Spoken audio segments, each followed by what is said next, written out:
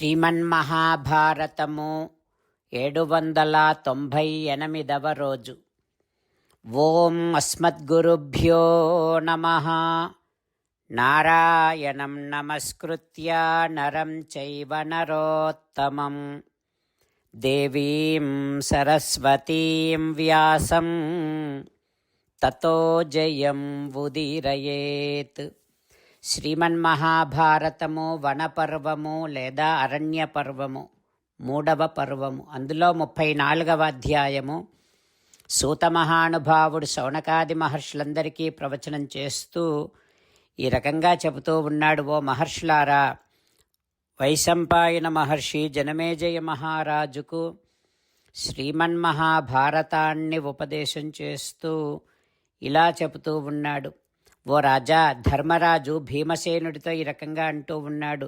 ఓ వీరా భీమసేన, ఆనాడు జూదము సమయములో నువ్వేమన్నావు? నా 2 చేతులను తగలబెట్టాలి అని అన్నావు. అప్పుడు నిన్ను అర్జునుడు నివారించాడు. నువ్వు శత్రువులను కొట్టడానికి గద మీద చెయ్యి కూడా వేశావు. అప్పుడు నువ్వు కనుక అట్లా చేసి ఉంటే ఎంతటి అనర్థము జరిగి ఉండేదో కదా.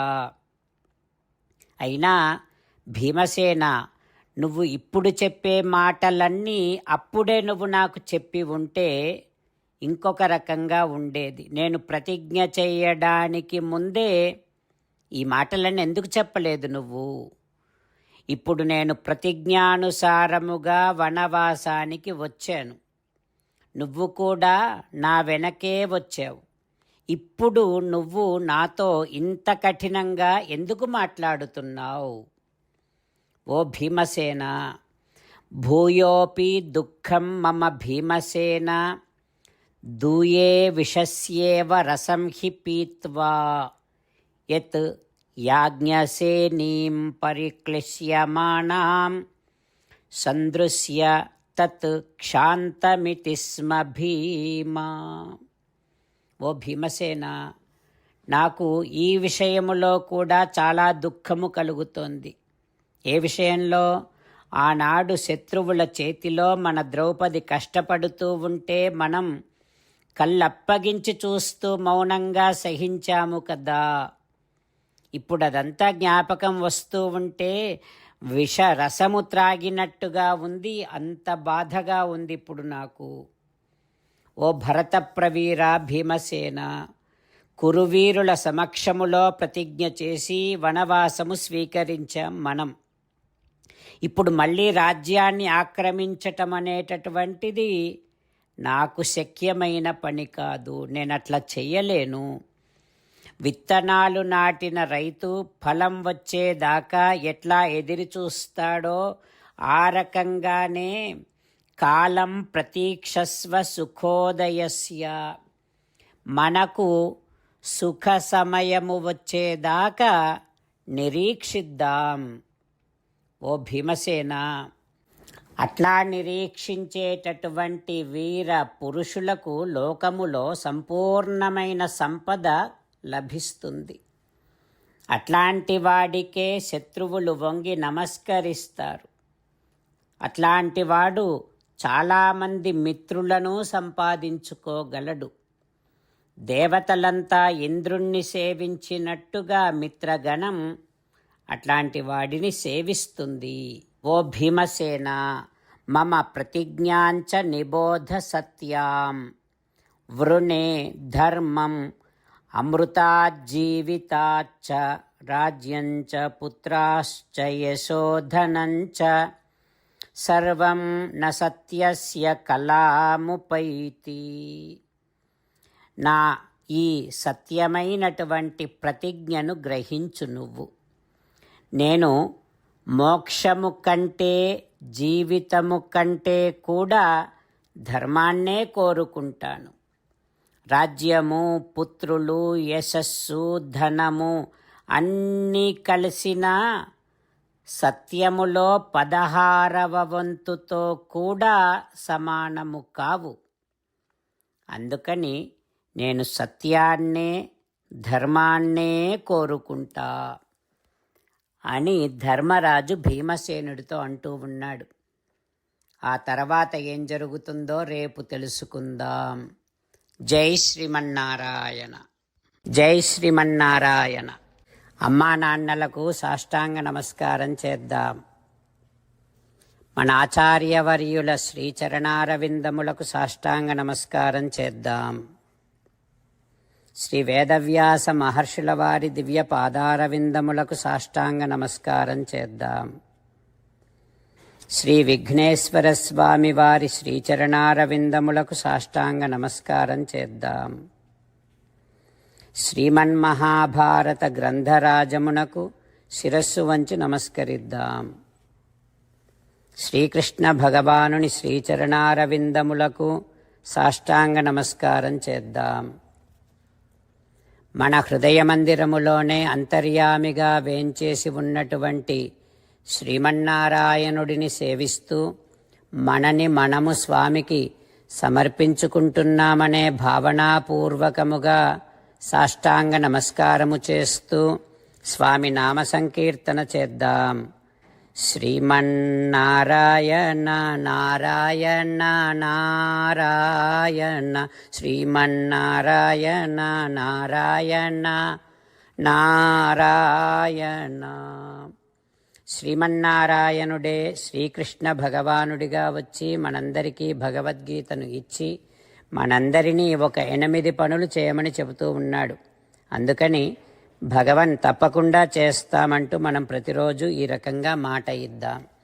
హో శ్రీమన్నారాయణ కరిష్యే వచనం తవ సర్వం శ్రీకృష్ణార్పణమస్తు.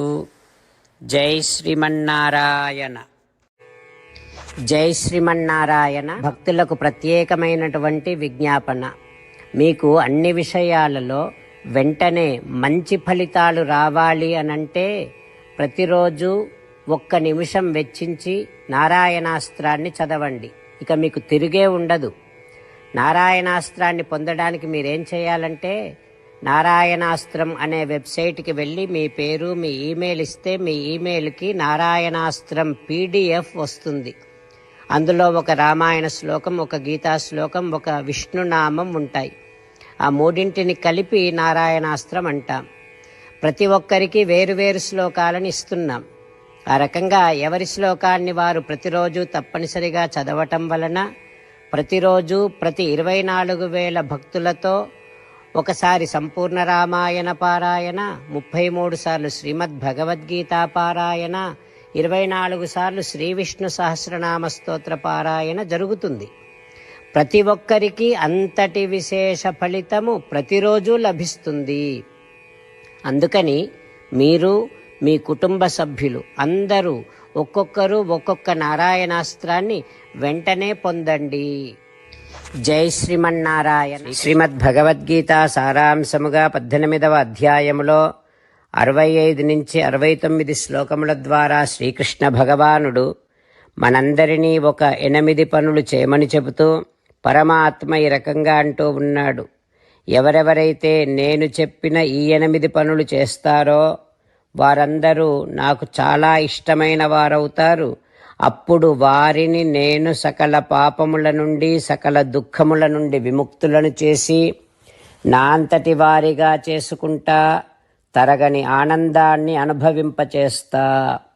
నిజమే చెబుతున్నా, ప్రమాణము చేసి చెబుతున్నా అంటూ సాక్షాత్తుగా దేవదేవుడైన శ్రీమన్నారాయణుడైన శ్రీకృష్ణ భగవానుడే మనను ఈ 8 పనులు చేయమని చెబుతూ ఉన్నాడు కనుక హో శ్రీమన్నారాయణ కరిష్యే వచనం తవ, తప్పకుండా చేస్తా, నువ్వు చెప్పినట్టే చేస్తా అంటూ మనం ప్రతిరోజు దేవదేవుడైన శ్రీమన్నారాయణుడికి ఈ రకంగా మాట ఇద్దాం.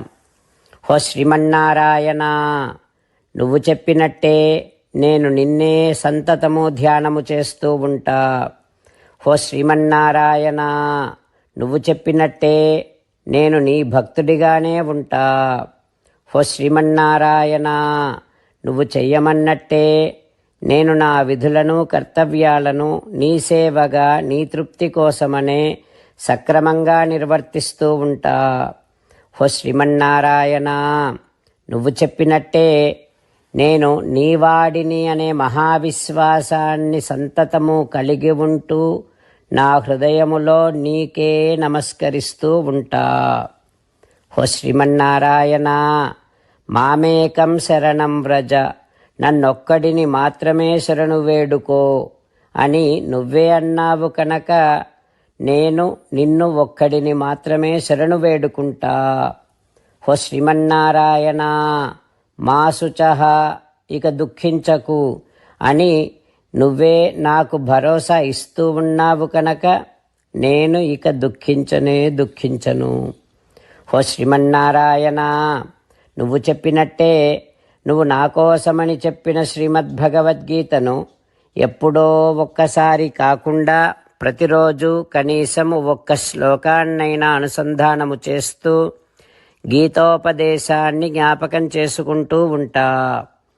ఓ శ్రీమన్నారాయణ, నువ్వు చెప్పినట్టే నువ్వందరి కోసమని చెప్పిన శ్రీమద్భగవద్గీతను తెలియని భక్తులందరికీ తెలియచేసే నా వంతు ప్రయత్నాన్ని నిరంతరము కొనసాగిస్తూనే ఉంటా. ఓ శ్రీమన్నారాయణ, నేను నువ్వు చెప్పినట్టే చేస్తా, నీకు నచ్చినట్టే ప్రవర్తిస్తా, నీకోసమే పని చేస్తూ ఉంటా. కరిష్యే వచనం తవ. సర్వం శ్రీకృష్ణార్పణమస్తు. జై శ్రీమన్నారాయణ.